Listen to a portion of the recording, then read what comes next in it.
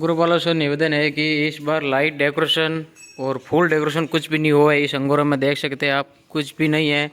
और साफ सफाई चल रही है। साफ सफाई हम लोग कर रहे हैं, जो सुबह जल्दी उठ के आए हैं वो भी पैदल यात्रा में, वो लोग कर रहे हैं। बाकी कोई भी नहीं आए हुए हैं। करीब हम 10 लोग हैं छोटे मोटे मिला के। कुछ भी डेकोरेशन नहीं हुआ इस बार। क्या हुआ भाई लोगों, क्या हुआ डेकोरेशन का, क्या हुआ? माता जी के अंदर तो डेकोरेशन लगना चाहिए, कुछ तो बोलो।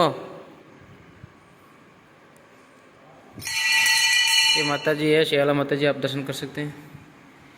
जय माता जी, शियाला माता जी